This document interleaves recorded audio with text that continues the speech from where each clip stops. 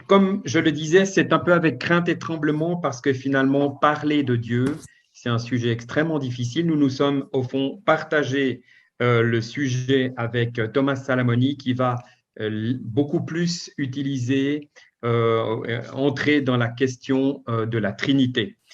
Pour moi, je vais donc plutôt parler voilà, de Dieu et puis m'occuper un tout petit peu, comme vous allez le voir, de tout ce qui touche au fond à son unité. Dieu est un et nous le confessons en tant que monothéiste. Donc, à nous de jouer maintenant. On va entrer dans cette succession de slides. Alors, j'essaye d'activer. Et voilà ma première difficulté. Alors, je présente déjà ce cliché que vous connaissez depuis longtemps. Enfin, c'est une peinture qui est donc dans la chapelle Sixtine, parce qu'il y a une représentation de Dieu. Et vous verrez dans un instant qu'on va parler de ces représentations, parce qu'en l'occurrence, voilà, c'est une visualisation. Alors, c'est vrai qu'elle date du XVIe siècle. C'est pas très ancien et c'est pas non plus récent. Mais j'aimerais dire que, au fond, chaque fois qu'on est devant un cliché comme ça, on se demande, mais est-ce que Dieu est vraiment ainsi? C'est juste de le représenter ou non ainsi? Et donc, du coup, on va voir que on peut avoir plusieurs représentations. Elles ne sont pas toujours les bonnes, mais quelquefois, on se fait aussi des idées sur Dieu. Alors, comment présenter Dieu? Finalement, si on faisait un petit sondage auprès de chacun de vous, chaque être humain en a sa représentation. Ça veut dire que on a des idées, on a des images, on a des choses qu'on associe plus ou moins avec Dieu, et non seulement en tant que chrétien, mais également des gens qui ne sont pas forcément des croyants, en ont aussi une certaine représentation. Donc, Dieu nous demande pourtant de ne pas faire d'image de lui. Et vous connaissez bien sûr ces versets du genre Exode 20 au verset 4, tu ne te feras point d'image taillée ni de représentation quelconque des choses qui sont au des cieux, qui sont en bas sur la terre et dans les eaux plus bas que la terre. Alors, c'est dans l'Exode, c'est dans le Lévitique, c'est dans le Deutéronome. On sait bien que Dieu nous demande justement de ne pas trop le mettre en image. Pourquoi? Eh bien, justement pour éviter de l'enfermer dans quelque chose qui serait beaucoup trop limité. On le fait déjà avec nos mots, alors il vaudrait mieux éviter de le faire avec nos images. Mais pourtant, regardez, vous êtes là devant un ciel, voilà, on regarde le ciel et peut-être qu'on se dit Dieu est là-haut, mais ça va, c'est déjà une certaine représentation qu'on se fait. Et donc, du coup, vous pouvez avoir une image de grandeur, d'infini, enfin, c'est pas tout à fait l'infini, mais on en voit le début et c'est peut-être quelque chose qui évoque Dieu pour vous. Ou alors, vous voyez, là, on est déjà un petit peu plus précis avec des marches d'escalier qui vont vers Dieu. On s'élève vers lui, il y a de la lumière. Ces représentations, elles existent, oui, notamment aussi parce qu'on sait que ce qui se passe quelquefois pour ceux qui sont morts cliniquement pendant quelques minutes ou quelques heures, eh bien, c'est peut-être justement quelque chose qui pourrait ressembler à ça. Mais il y a aussi cette représentation. Je suis un peu provoquant en mettant un roi sur un trône, mais quelquefois, nous le voyons comme un roi et peut-être qu'on va jusqu'à s'en faire un peu une représentation. Ou alors, au contraire, quelque chose de plus symbolique avec une main tendue et au milieu, il y a la croix parce que c'est le pont que Dieu a établi entre lui et les hommes. Mais certains peuvent avoir une image plutôt terrifiante de Dieu, un père fouettard, quelqu'un de sévère, alors représenté là un peu comme si on était avec une espèce de Zeus amélioré, un Jupiter d'ailleurs toujours en colère finalement. Donc vous voyez, quand on dit Dieu, il y a ce genre d'image qui peut venir. Heureusement, bien sûr, qu'on peut aussi avoir une représentation plus douce. Et vous connaissez ce magnifique tableau de Rembrandt avec le père qui accueille le fils qui revient sous le regard un peu sévère du frère aîné, n'est-ce pas? Mais il y a ces deux mains bien aimantes. qu'on a montré d'ailleurs l'une plutôt masculine, l'autre plutôt féminine, hein, de ce père qui recueille son fils. Voilà donc des images. Il y en aurait d'autres. J'aurais pu mettre un beau coucher de soleil, une forêt ou un fleuve ou d'autres choses. Mais vous comprenez que tout ça fait allusion à quelque chose dont nous sommes un peu porteurs. Alors, j'aimerais dire que le livre de Nisius et Geiser est excellent. Je vais vous en recommander un autre là qui s'appelle Connaître Dieu de James Packer. Il existe en français, il existe en anglais, peut-être encore dans d'autres langues. Très franchement, il n'est pas si facile à lire, mais moi je trouve qu'il reste une référence. Par contre, il y a de nombreux ouvrages sur Dieu et quelquefois, ça peut mettre un peu en question notre foi. Par exemple, celui-ci de Frédéric Lenoir, qui est un philosophe. Alors, vous voyez dans le titre, il y a déjà une provocation, hein, comment Jésus est devenu Dieu, non pas comme il est Dieu, mais comme il est devenu Dieu. Et là, on va sentir tous ces énormes conflits qui ont existé depuis, en particulier, nos derniers 20 siècles, sur la définition de Dieu. Dieu est-il un? Dieu est-il trois? Est-ce qu'il est les deux en même temps? Et Jésus là au milieu? Alors, ce n'est pas notre sujet de ce soir, mais vous voyez que tout de suite, on touche à quelque chose de très particulier, de très présent, qui peut atteindre d'ailleurs, nous remettre peut-être quelquefois en question. Ou alors, vous avez encore cette représentation, Dieu, Yahweh et Allah. Est-ce que ce sont les mêmes? Alors évidemment, on va dire Dieu, Yahweh, oui, parce que nous avons des racines dans le judaïsme. Allah, non, c'est pas tout à fait le même Dieu, même si certains pourraient chercher à tout prix de faire des ponts et une équivalence. Alors finalement, quoi? Qui est Dieu? Et c'est le premier point que je vais développer courtement. Qui est Dieu? Comment est-ce qu'on peut finalement le définir? Alors, on ne peut pas mettre n'importe quoi, n'importe quel contenu derrière ce concept. Il faut essayer de définir Dieu grâce aux Écritures, parce que c'est notre lien, c'est ce qui nous permet un peu de nous approcher modestement de la personne de Dieu, puisque la Bible reste notre norme. Et en dehors de la parole que nous avons reçue, inutile de faire des spéculations, parce que sinon, ça pourrait nous conduire à formuler des absurdités. Et vous savez que même des théologiens chrétiens, depuis en tout cas 2 ou 3 siècles, ont été jusqu'à formuler des choses qui aujourd'hui encore ont cours, parfois dans les églises, ou alors qui ont poussé les gens en dehors des églises. Par exemple, aujourd'hui, beaucoup de nos contemporains disent que Dieu est mort, n'est-ce pas? Alors, ils ne parlent pas du tout de Jésus, ils parlent de Dieu. Ils disent, bon, ben voilà, Dieu avait peut-être une existence, mais il est mort parce que de moins en moins de gens croient en lui. Ou alors que c'est le pire scélérat parce qu'il a fait du mal aux hommes. J'ai entendu un homme dire, en tout cas, si Dieu existe, c'est vraiment le pire des scélérats. J'étais très choqué, j'étais jeune converti et je me disais, oh là là, mais j'ai presque dit blasphéma vite. Enfin, vous voyez, il y a des notions qui sont avancées aujourd'hui par nos contemporains qui ne sont pas toujours faciles à avaler. Alors, on entend aussi qu'il est impuissant, n'est-ce pas, qu'en réalité, il est limité ou d'autres choses comme ça. Enfin, quand on trouvera toujours deux positions par rapport à Dieu, et je me suis référé à Luc 23 pour voir d'une part ces deux malfaiteurs à la gauche et à la droite de Christ, l'un qui disait sauve-toi toi-même, voilà, tu pourrais nous tirer de là si tu étais vraiment Dieu, et l'autre qui dit mais je reconnais qu'il y a quelque chose chez toi, et il s'adresse finalement au Christ comme il dirait la même chose à Dieu. Finalement, il le reconnaît comme Dieu. Alors, j'aimerais dire que d'après le psaume 19, nous avons une révélation de Dieu qui est double. En fait, on peut le connaître par 2 points. D'une part, il y a ce qu'on appelle la révélation générale. Alors, dans le premier et deuxième verset, les cieux racontent la gloire de Dieu et l'étendue manifeste l'œuvre de ses mains. Et vous savez que ça, bien sûr, c'est la création. C'est ce qu'on appelle la révélation générale. Donc, ça permettrait normalement de pouvoir au moins connaître un petit quelque chose de Dieu et finalement de reconnaître qu'il y a un créateur derrière tout ce qui a été créé. Puis d'autre part, il y a un autre plan, c'est notamment verset 8 et suivant, puisqu'il y a deux parties dans le psaume.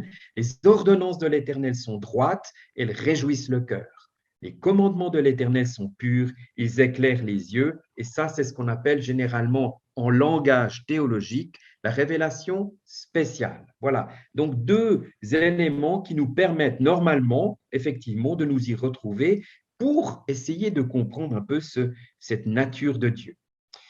Dieu ne se révèle donc pas unilatéralement par la question de la création ou uniquement de sa parole. Quelquefois, il apparaît. Et vous vous souvenez, pour Abraham en particulier, il apparaît directement à Abraham. Il lui dit, pars de ton pays et de ta patrie. Alors, comment ça s'est passé?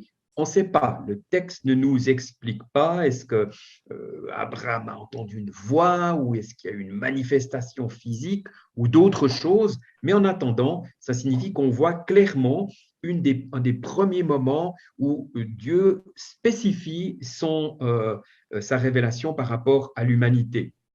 Je ferai de toi une grande nation, etc.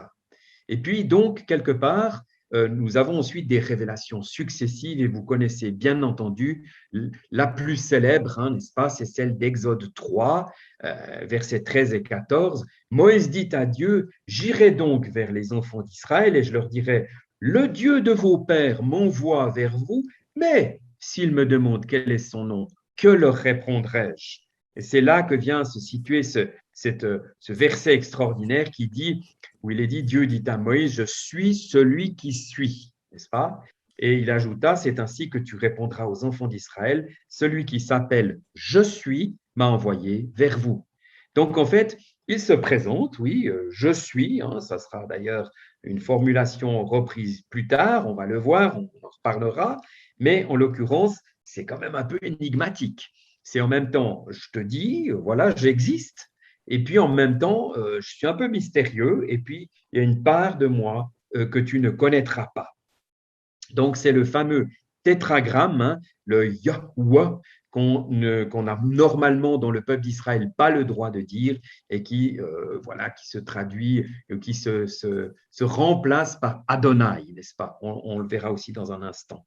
Et pour nous, on l'a plutôt maintenant, on a plutôt mis les lettres, les voyelles Yahweh que Yehovah, qui est en fait une copie du mot Adonai sur le mot Yahweh. Je n'entre pas dans les détails de l'hébreu. Alors, j'ai comme deuxième point pris trois éléments sur les noms de Dieu dans l'Ancien Testament. Tout d'abord, effectivement, il y a voilà, une signification dans le nom. Et vous savez que Dieu a près de 300 noms. Alors, dans le cadre de cette modeste étude, ce n'était pas possible de les prendre les uns et les autres. Mais en l'occurrence, chaque fois, il y a une petite explication qui va avec le nom, hein, n'est-ce pas? Et donc, quelquefois, on les chante dans des psaumes, voilà, El Shaddai et d'autres noms.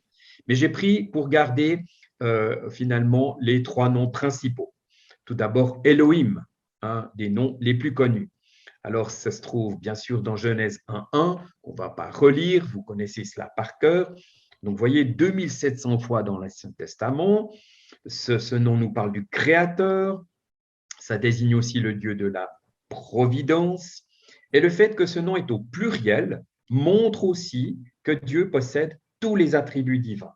Donc, il y a une sorte de plénitude qui occupe ce mot, il est porteur de cette plénitude. Et puis, ultimement, bien sûr, cela pourrait aussi désigner le fait que le pluriel désignerait déjà l'élément de la Trinité qui, vous le savez, est contenu dans Genèse, du genre faisons l'homme à notre image, hein, n'est-ce pas? Il y a ce pluriel qui n'est pas un nous de majesté à la Louis XIV, mais qui est un véritable pluriel de complétude, si vous voulez. Le deuxième nom, c'est justement Yahweh, le nom imprononçable qu'on trouve dans Exode 3, que je viens de relire, et c'est donc ce nom saint. Il est utilisé 7000 fois dans l'Ancien Testament, donc beaucoup plus, disons, que Elohim. Et donc, la signification serait celui qui existe éternellement en lui-même. Et vous voyez, dès qu'on développe un tout petit peu le mot, ce qu'on appelle un peu le champ sémantique du mot, on se trouve coincé par le fait qu'on ne peut pas aller plus loin que ce que Dieu nous dit lui-même de sa nature. Et donc, dans ce sens, on est un petit peu emprunté. Le dernier mot que j'aimerais, le dernier nom que j'aimerais mentionner, c'est Adonai, qui est assez courant, puisqu'en tout cas, pour les Juifs, c'est celui qui occupe pratiquement ou qui remplace le mot imprononçable. Et celui-ci se trouve nettement moins dans l'Ancien Testament, seulement 280 fois, c'est déjà pas mal, mais ça désigne surtout, puisque ça vient du verbe Adan, ça désigne surtout l'élément du règne, de juger, etc. Dieu est souverain, Adonai, il est Seigneur.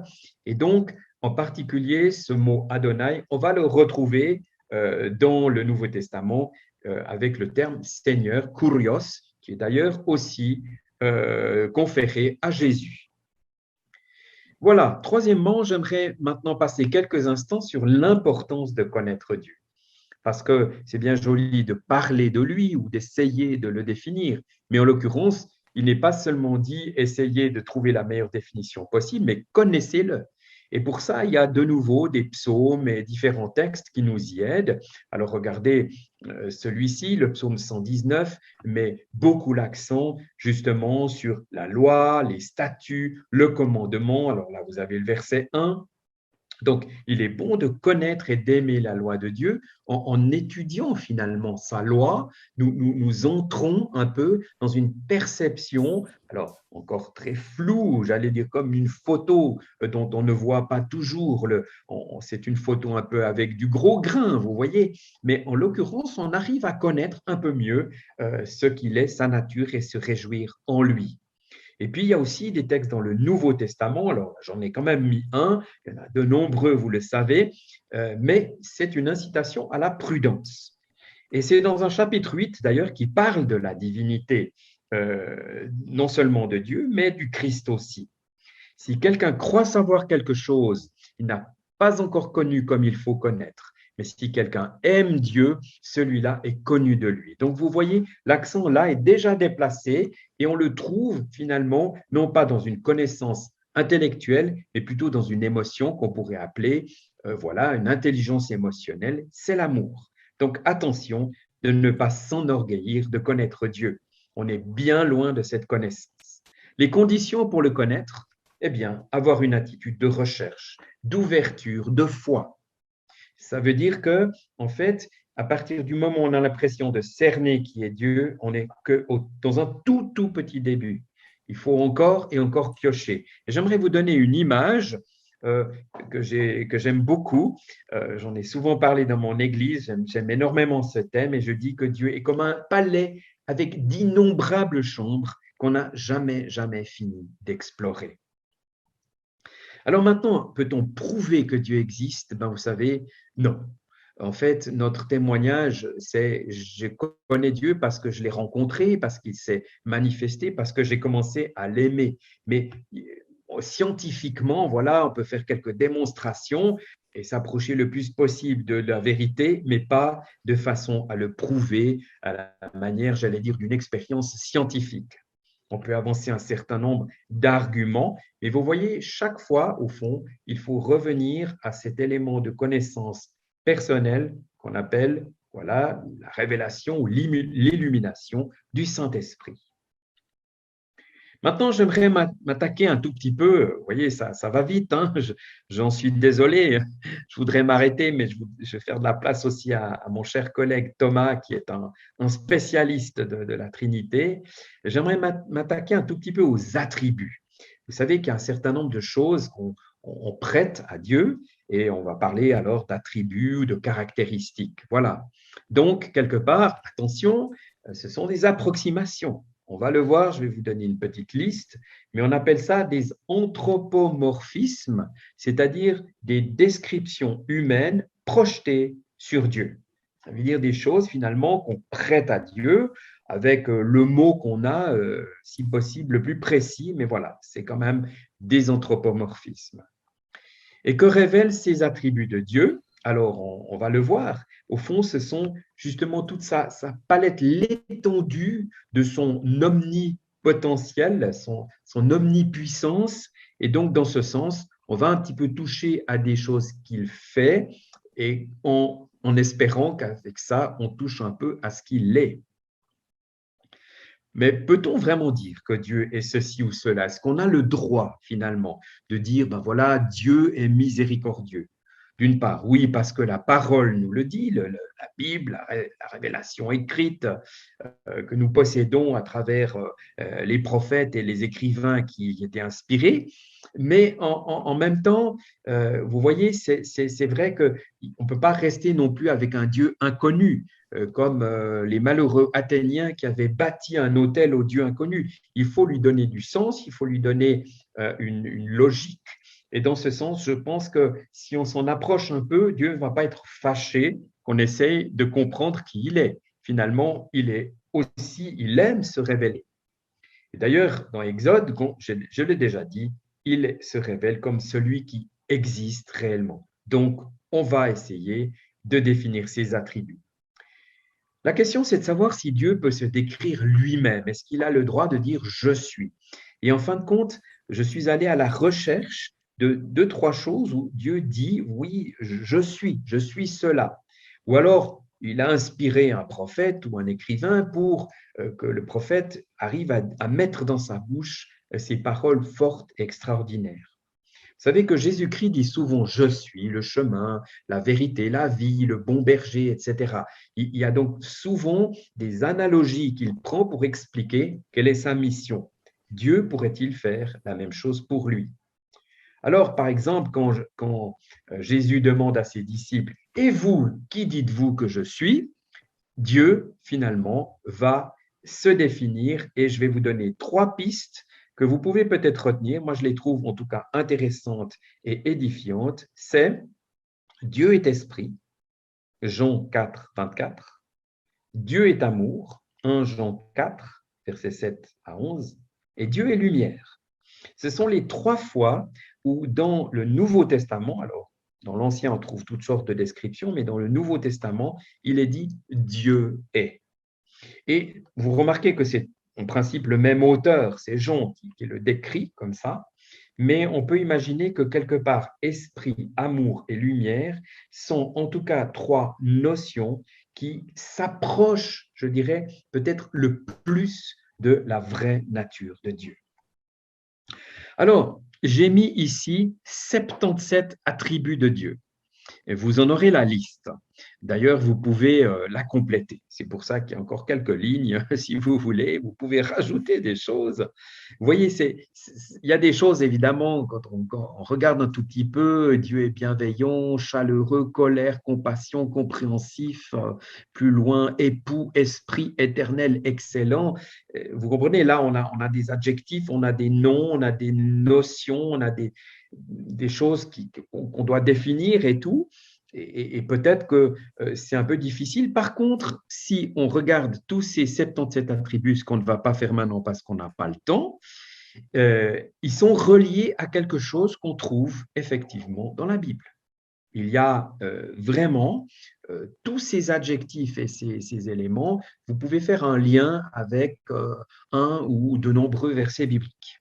Donc, ce n'est pas juste une sorte de spéculation, de discussion autour de Dieu. Alors, on lui prête tout finalement. Non, c'est précis. Ce sont des choses qui ont trait à des choses extrêmement précises. Par contre, certains attributs de Dieu semblent contradictoires. Et vous connaissez bien sûr le binôme Dieu est en colère ou Dieu est colère. Hein. Vous savez qu'il y a de nombreux passages où, en tout cas dans l'Ancien Testament, il manifeste sa colère. D'ailleurs, vous savez que la colère se traduit par le nez rouge. Hein. Quand Dieu est en colère, il a le nez rouge. La colère monte au nez. Hein. Vous savez, comme ces personnages qui se fâchent et puis tout d'un coup, ils ont un pif écarlate. Alors, peut-être ce n'est pas vous, mais voilà, ça peut arriver. Donc, oui, Dieu est en colère. Il y a des moments où il se fâche parce que les hommes sont en train de manifester une injustice. Est-ce que c'est contradictoire du fait qu'il est amour? je dirais non, ça vaudrait un sujet en soi. Hein, vous pouvez le développer dans votre groupe ou dans votre église. Allez chercher les éléments où Dieu est en colère et mettez-les en pendant où il est amour. Et vous verrez qu'il y a une corrélation. On ne peut pas avoir de l'amour si de temps en temps on n'est pas en colère. Et on ne peut pas être en colère si c'est pas euh, contrebalancé par l'amour. Donc, ce binôme, il est utile, il est intéressant. Ça nous évite d'aller soit dans quelque chose de terrifiant, soit dans quelque chose de lénifiant. Voyez. Et pour les autres binômes, vous allez retrouver un peu cette même tension. Voilà, par exemple, Dieu est immuable, Dieu ouvre le dialogue. Encore Dieu est paix, Dieu est vengeur, Dieu est grâce, Dieu est jaloux, Dieu est souverain, Dieu offre des choix. Justement, dans les études de théologie, les étudiants théologiques que je rencontre à la HET ou à Startup Ministries, la plupart des étudiants, quelquefois, entrent dans un gros dialogue, par exemple, au sujet, vous savez, de savoir si Dieu nous laisse la liberté de choix, ça serait plutôt la tendance un peu qu'on appelle arminienne, ou si, au contraire, Dieu décide tout et puis notre salut est déjà prévu de longue date. Et là, nous avons plutôt la tendance qu'on appelle calviniste ou augustinienne. Voilà. Donc, OK, mais et si finalement c'était une tension entre les deux, comme beaucoup de choses dans l'Évangile? Je vais un peu plus loin, pardonnez-moi, ça va vite, mais on arrive gentiment vers la fin. J'ai envie de poser quelques grandes questions qui sont liées à Dieu. Alors, certaines, voilà, vont rester, elles seront immuables. Il y a certaines d'entre elles auxquelles on peut répondre. Par exemple, pourquoi Dieu a-t-il créé les hommes? Oui, on peut imaginer que c'est certainement parce que c'est par amour, par esprit relationnel. Il avait vraiment envie de partager, d'avoir des partenaires qui sont là et qui choisissent de le louer librement, de l'aimer, de le glorifier, de lui dire merci pour la vie. Voilà, ce sont des esquisses de réponse. Ça vaudrait quelque chose d'un petit peu plus lourd et théologique, mais je vous propose cette piste-là. Par contre, d'autres questions, alors non, on ne sait pas, on n'arrive pas. Et on peut tourner le truc dans tous les sens, philosophiquement parlant, bibliquement parlant, on n'a pas la réponse. Pourquoi le mal? Et les philosophes et les penseurs chrétiens se sont cassés le nez là-dessus. Enfin, on comprend qu'il y a eu à un moment donné un développement du mal, mais l'origine du mal, comprendre comment un Dieu absolument bon et parfait a pu, j'allais dire, faire la part du mal, c'est difficile. La même chose, pourquoi Dieu permet l'injustice? C'est d'ailleurs une question qui revient tout le temps par des gens qui veulent mettre Dieu en question. Donc, vous voyez, on est quelquefois un petit peu embarrassé. Alors maintenant, je vais passer encore à un autre élément, c'est le fait que Dieu est unique. Hein, et là, j'ai mis la phrase en hébreu, le Shema Yisraël, qui est la confession de foi en un Dieu unique. Hein, j'insiste là-dessus parce que tout à l'heure, dans un instant, Thomas va parler de la Trinité, mais il y a le Shema Yisraël, Yahweh Echad, Yahweh Eloheinu, là, Yahweh Echad.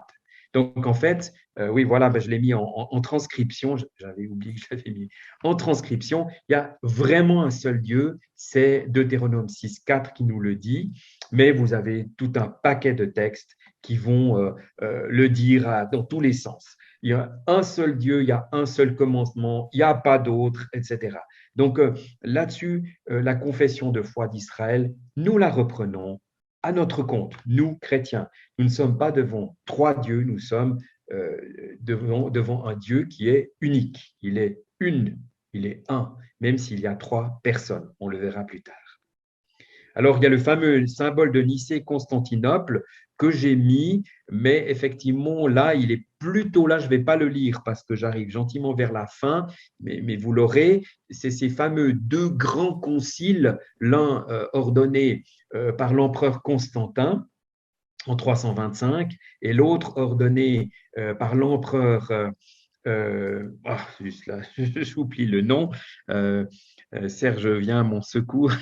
Et je suis pas très compétent là, désolé. Non, c'est le fameux empereur qui avait massacré une équipe à Thessalonique. Je vais y arriver. C'est bon, je vais retrouver le nom, pardon.